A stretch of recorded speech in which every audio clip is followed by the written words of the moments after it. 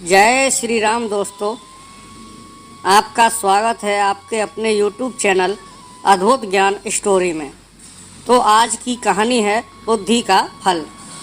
एक रोज की बात है कि बादशाह अकबर के दरबार में लंका के राजा का एक दूत पहुंचा। उसने बादशाह अकबर से एक नई तरह की मांग करते हुए कहा, आलमपना, आपके दरबार में एक से बढ़कर एक बुद्धिमान, होशियार तथा बहादुर दरबारी मौजूद हैं। हमारे महाराज ने आपके पास मुझे एक घड़ा भरकर बुद्धि लाने के लिए भेजा है। हमारे महाराज को आप पर पूरा भरोसा है कि आप उसका बंदोबस्त किसी न किसी तरह और जल्दी ही कर देंगे। यह सुनकर बादशाह अकबर चकरा गए। उन्होंने अपने मन में सोचा, क्या बेतुकी मांग है, भला घड़े भर बुद्धि का बंदोबस्त कैसे किया जा सकता है।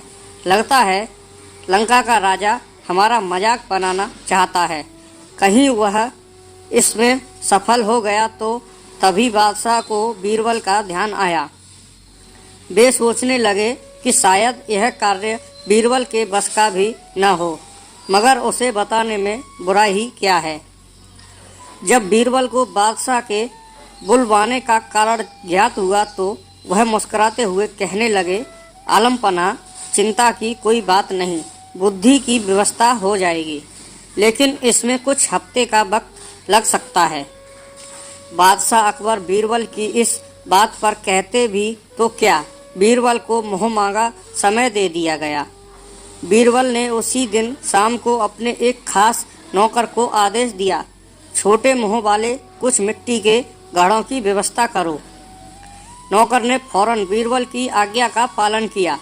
घड़े आते ही बीरबल अपने नौकर को लेकर कद्दू की एक बैल के पास गए। उन्होंने नौकर से एक घड़ा ले लिया। बीरबल ने घड़े को एक कद्दू के फूल पर उल्टा लटका दिया। इसके बाद उन्होंने सेवक को आदेश दिया कि बाकी सारे घड़ों को भी इसी तरह कद्दू के फूल पर उल्टा रख दें। बीरबल ने इस काम के बाद सेवक को इन घड़ों की देखभाल सावधानी पूर्वक करते रहने का हुक्म दिया और वहां से चले गए। बादशाह अकबर ने कुछ दिन बाद इसके बारे में पूछा तो बीरबल ने तुरंत उत्तर दिया, आलमपना, इस कार्य को हो चुका समझें, बस 2 सप्ताह का समय और चाहिए। उसके बाद पूरा घड़ा बुद्धि से लबालब भर जाएगा। बीरबल ने 15 दिन के बाद घड़ों के स्थान पर जाकर देखा कि कद्दू के फल घड़े जितने बड़े हो गए हैं। उन्होंने नौकर की प्रशंसा करते हुए कहा, तुमने अपनी जिम्मेदारी बड़ी कुशलतापूर्वक निभाई है, इसके लिए हम तुम्हें इनाम देंगे। इसके बाद बीरबल ने लंका के दूत को बादशाह अकबर के दरबार में बुलाया और उसे बताया कि बुद्धि का घड़ा लगभग तैयार है। और बीरबल ने तुरंत ताली बजाई। ताली की आवाज़ सुनकर बीरबल का सेवक एक बड़ी थाली में घड़ा लिए हुए बड़ी शान से दरबार में हाजिर हुआ। बीरबल ने घड़ा उठाया और उसे लंका के दूत के हाथ में सौंपते हुए कहा, लीजिए श्रीमान, आप इसे अपने महाराज को भेंट कर दीजिए, लेकिन एक बात अवश्य ध्यान रखिएगा कि खाली होने पर हमारा यह कीमती बर्तन हमें जैसे का तैसा वापस मिल जाना चाहिए। इसमें रखा बुद्धि का फल तभी प्रभावशाली होगा जब इस बर्तन को कोई नुकसान न पहुँचे। इस पर दूत ने कहा, हुजूर, क्या मैं भी इस बुद्धि के फल को देख सकता हूँ? हाँ हाँ, जरूर, बीरबल ने गर्दन हिलाते हुए कहा।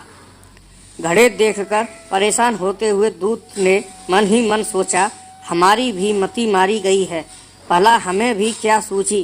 बीरबल का कोई जवाब नहीं है, भला ऐसी बात मैंने सोची कैसे। घड़ा लेकर दूत के जाते ही बादशाह अकबर ने भी घड़े को देखने की इच्छा प्रकट की और बीरबल ने एक घड़ा मंगवा दिया। जैसे ही उन्होंने घड़े में झांका, उन्हें हंसी आ गई। वे बीरबल की पीठ ठोंकते हुए बोले, मान गए भाई, तुमने बुद्धि का क्या शानदार फल पेश किया है। लगता है इसे पाकर लंका के राजा के बुद्धिमान होने में तनिक भी देर नहीं लगेगी।